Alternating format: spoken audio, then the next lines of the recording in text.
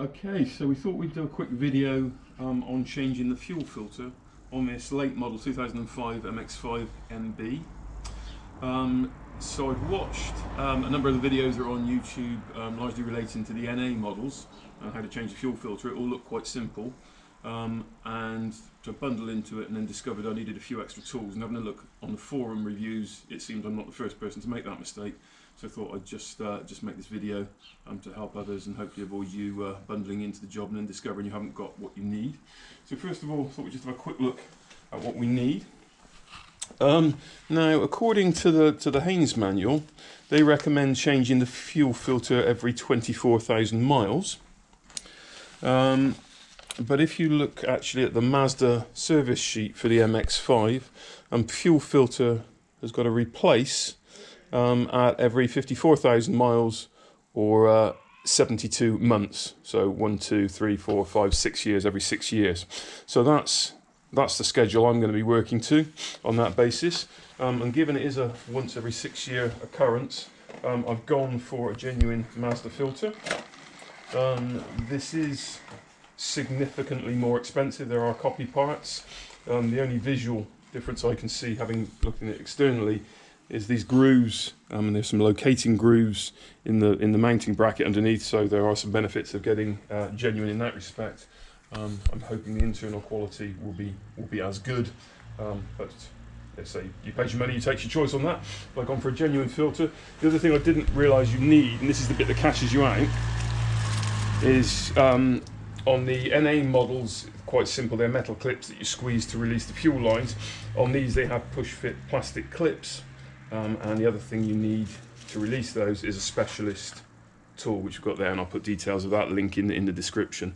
But so that was when I bundled into the job. First of all, I then discovered I didn't have those parts, and I think you can get it off with your fingers, but you run the risk of breaking stuff. So I've ordered a couple of spare clips, because I don't want to get the fuel lines apart and then discover I can't get them back together. And I said I've gone for a genuine fuel filter. The only other components you might need, there's a plastic cover, which we'll come on to see, which has the Mazda little plastic lugs. Now you can undo those with a Phillips head screwdriver. Typically they get old and brittle and snap, so I've got a few extras just to replace those. So that's what you'll need to assemble before starting the job. Okay, so as we said, in theory, changing the fuel filter on the 2.5 NB should be relatively simple. In the Haynes Manual, it's given as a simple 7-step procedure, so if you read that, it all sounds quite easy. But as you'll see from a lot of the forum reviews and some of the videos already up online, it can actually be a little bit trickier than you might anticipate.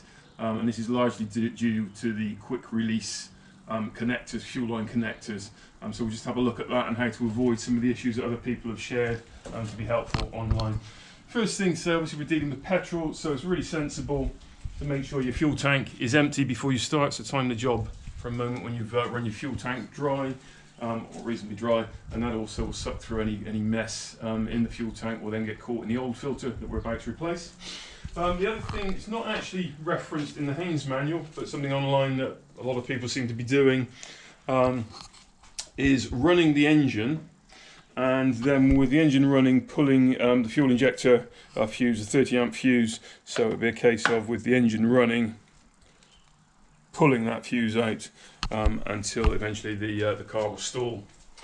So that is it. It's not given in the Haynes Manual, but that's a tip that seems to be quite common online. What is in the Haynes Manual is crucially important, is then disconnecting the battery, negative lead. So in the boot, I'll identify the negative lead, and then you'll just need a 10mm spanner to just release that. Move the lead away and obviously just tie it out of the way, make sure it can't bounce back, spring back and connect itself accidentally, and that reduces any risk of spark, any electrical spark with the battery disconnected. And then the final bit of forum wisdom seems to be to release the fuel filler cap, just to allow any built up pressure in there. Shouldn't be much with the tank being so low, but any pressure to release, and then just refasten the cap, and that apparently limits any leakage of fuel when you're working underneath the car.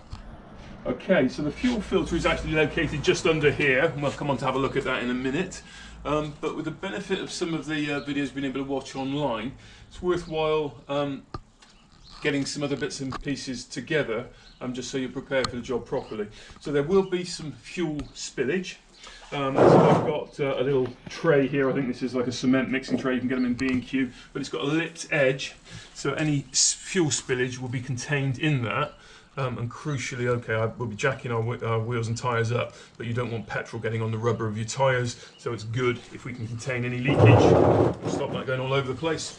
And with that in mind, it's worth having just some wet builder's sand, as they'd have on a petrol filling station, and a fire extinguisher handy in the event of things going really badly wrong, but you want a B-rated fire extinguisher that's suitable for petrol. And that may sound a bit overcautious, but I used to work on a large chemical factory site, and they used to take us out and do firefighting training with xylene, which is a higher flash point than petrol, and it's not something you want to be messing about with, so be prepared. Similarly, there will be some leakage, I'll put a link to the video because some of the guys have been really helpful, and they've put some videos up of themselves and showing where the petrol goes and getting petrol in your eyes and all those sort of things.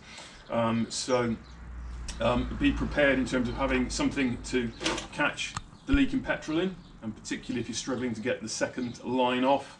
So you don't want to be under pressure as petrol's going everywhere, so have something organised ready to catch the petrol in. And as I say, for your own personal protection, protect your eyes and your hands with some nitrile gloves to protect it from any spilling petrol. It is in an awkward spot, and nobody's eyes can withstand getting petrol in. It's very painful, and at the moment the NHS is all quite busy, so take your personal safety seriously. But aside from that, if you're prepared, the task should be hopefully relatively straightforward. Okay, so before we get under the car where it all gets quite cramped and dark, we'll just have a look at what we're trying to achieve. So this is a brand new fuel filter, and this is a genuine Mazda part. Let's remove the rubber transit cap there. And how these are attached and what catches people out, they're attached with these quick fit, push fit pipe fittings, and as you can see there's a lip around the pipe there, and so when these push on, the two arms either side are pushed out and then clip into place, and that stops it being removed. So very simple, and that's contained within the black end of the fuel line. So what you need to remove it is a 5/16 quick release tool, which there are various options here. So the one we've got here is a scissor type tool. So quite simply, you clamp that around the pipe, push it in, and that will splay the two arms out and then allow them simply to pull off. So in theory, very, very simple to do. The tool works very well. The challenge that we have, and we have it on this car, is that this car has been fitted with an aftermarket fuel filter, and this pipe, the length of this pipe is slightly shorter, so the lip is closer to the body of the fuel filter. So when this is pushed on, it's actually further back, and there's not enough room to physically get the tool in. Okay, so what I think we're going to have to be doing on this one, you can, as I say, get the alternative tools which may or may not be thinner than the scissor type and may fit in behind there. If not, the only other option, which I think is what we'll be doing today, is to get effectively a little screwdriver in behind the arm there, prise that up, and it's quite tricky, as everybody explains. I'm trying to do both sides at the same time, but prise up both of those, snap them off. You'll need to replace the clips anyway, but that is the solution, particularly with aftermarket filters. I say, if the tools won't fit in there, but you must obviously then replace the grey retaining clip. Okay, so the first thing to do is to jack the back of the car up to give us access. So we've chopped the front wheels, and we've got the jack positioned under the differential. And so we'll just raise that car up now and get it as high as we can to give us access to where we need to be, and then we're going to secure it with some jack stands. So we'll just get on and do that now. Okay, so we've now got the back of the car up in the air and secured on axle stands, and we've left the jack in place as well, just as a supplementary, but it's on solid 3-ton axle stands. We'll now get under and have a look at what we were describing. What you can see, I hope, under here is this plastic cover, which is secured by a number of these plastic clips, which we'll have a look at in a minute, but that has to be removed to gain access to the fuel filter. And so we'll have a look at the clip in more detail, but in theory you're inserting a Phillips head screwdriver and unscrewing it slightly, and then we'll be using something like a pry tool just to get behind the center mushroom there and pop that out. I'm never very successful with those. They tend to have been a bit brittle, having been there for 15 years or more, and snap when I try to remove them. So I've bought replacement ones just to have them available, but they should come out if you use it properly. Okay, so we're now under the car and we can see the fuel filter that we were having a look at earlier. And so as I say, this is a 5/16 scissor quick release tool, and if we look at the top connector, quite simply you clamp that round the pipe and insert it, push it firmly in, splay the arms, and that pipe will pull off very quickly, very easily. The challenge, as we can see here on this one, because it's a copy part, an aftermarket part, the length of the tube coming from the canister is not as long as the original, and so this tool just won't fit. There's not enough space there. Okay, so there are other tools available, but even the little plastic ones I don't think are going to be narrow enough to fit in behind there.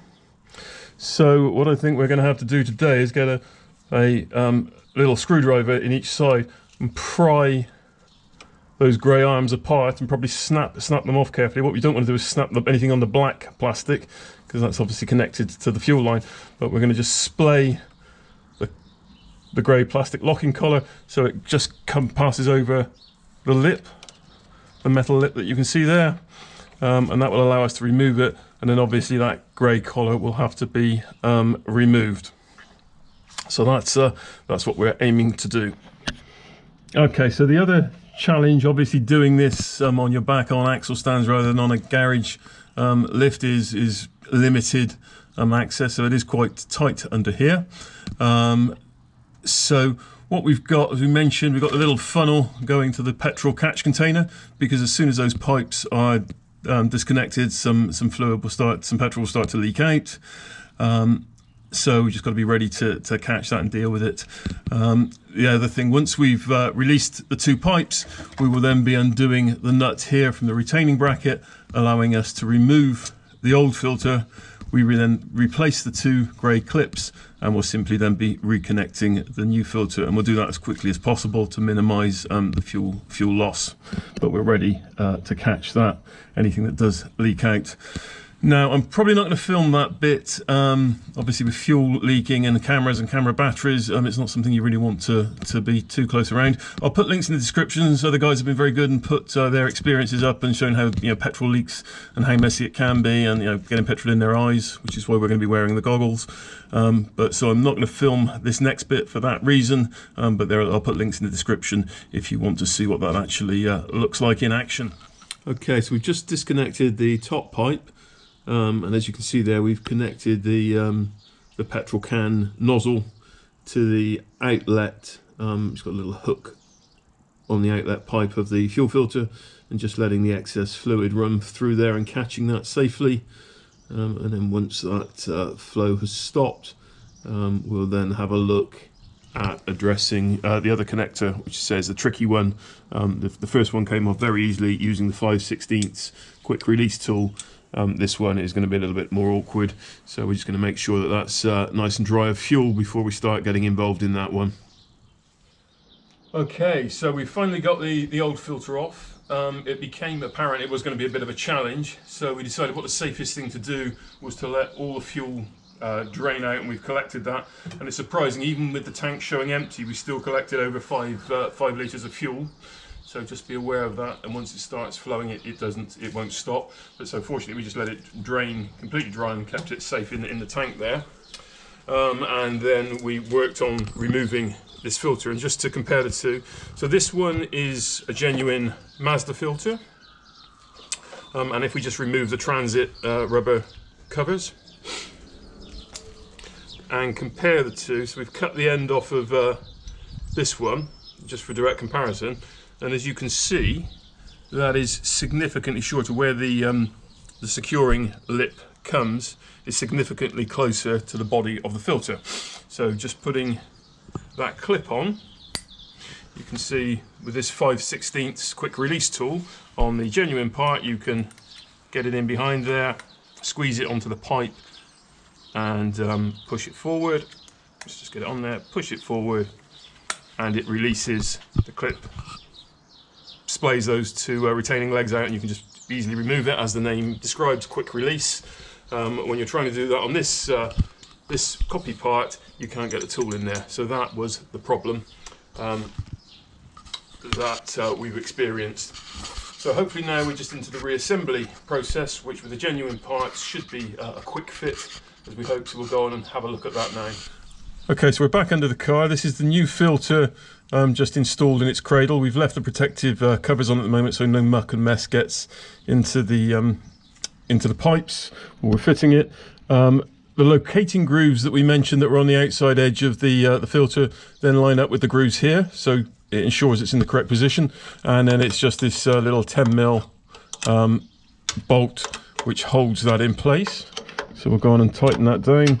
And as you can probably see here, I've taken the opportunity while the cover is off just to apply some wax oil here on the areas that we're getting a little bit of surface rust. So while the cover's off, it's a good time to do that. So I'll just carry on and tighten that up, and then we'll have a look at just finally fitting the pipes. Okay, so we've reinserted a new grey clip into the end of the fuel line. We're going to put the quick release tool on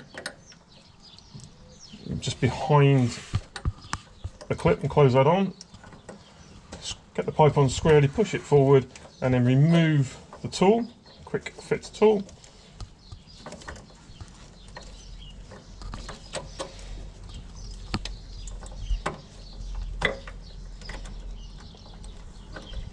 So move it forward, remove the tool and push, and you've probably heard the clip click, and then just check that it seats squarely and it doesn't pull off, which it can't there. And then similarly, we're just going to do the same at the top there. So we'll just place the quick fit tool on to help splay the legs as we push it forward, then remove the tool and you'll hear it click into place, and just check it's firmly in position, which it now is. And then finally we'll be pulling the cover back down over and re-securing with those new lugs that we've got, the replacement lugs here, here and here. And that, after a bit of a struggle, is the job done. Okay, so hope you found that helpful. As we said, what should have been a 30-minute job, just following the Haynes Manual instructions, turned into a bit more of a challenge, which is what a lot of people seem to be finding on the forums. So thanks to everybody who's put their videos up online, and particularly those guys who've had problems and been honest and shared the problems and snags they've encountered. It's really helpful in planning this job. Key tip I would give is to run the fuel tank completely dry, and even when we did that, even with the fuel gauge on empty, we still collected 5 litres in that petrol container. So if it's looking like it's not going to be a quick release and you're going to have problems, I'd recommend draining it fully as we did. It just makes the whole process a lot calmer if you haven't got obviously petrol running down your arm, and obviously, as we said, there are obvious safety hazards with it. So if it's something you're not sure about, it's almost one of those jobs, pay a garage, let a professional do it on a ramp. It's probably quicker and safer. I know we all like to try, and part of the fun of the MX-5 ownership is doing our stuff ourselves, but be safe. But on a day like today, we don't want to be under the car, we want to be driving it. So we're just off to the petrol station now to fill up.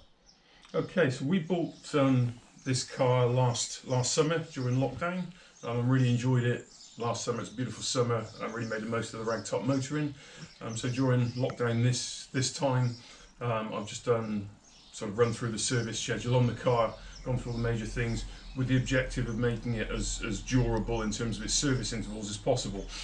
So just running through what we've done, put a K&N reusable air filter in there. Obviously opinions vary on K&N. I've always found them, never had any problem with them oiling the MAF sensors or anything like that. So put a K&N in there. We changed the spark plugs to NGK iridium tip, and so you just need a 3/8 long reach socket to change those out. Again, they tend to fit iridium to more modern cars where it's more difficult to access the spark plugs. They burn that bit hotter, which keeps the tips clean apparently, so I don't know how it works on the older ignition systems on the MX-5, but in theory you can leave them in a lot longer and remove that from the regular service schedule. The other thing we've done is change the coolant out to Mazda's long life FL22 coolant, so just flush the radiator and cooling system through and replace that. So that gives us longer change intervals rather than the 2 yearly ones. Brake and clutch fluid has been renewed, and we've done new brake pads on the car. We also had a new set of tyres put on, and the final thing we've just been looking at is the fuel filter. So hopefully we've got clean fuel coming through, new spark plugs, clean air being sucked in. Most of the engine requirements should be well taken care of. Oh, the other thing that we obviously did was fresh oil and filter. Forgot to mention that.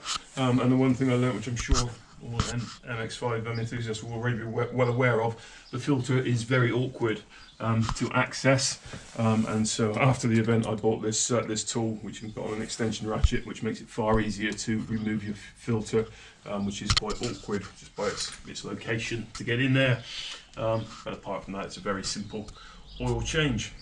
And that's it. So well set up for the coming summer. Hopefully lockdown will be over and we can enjoy another great sunny summer in it.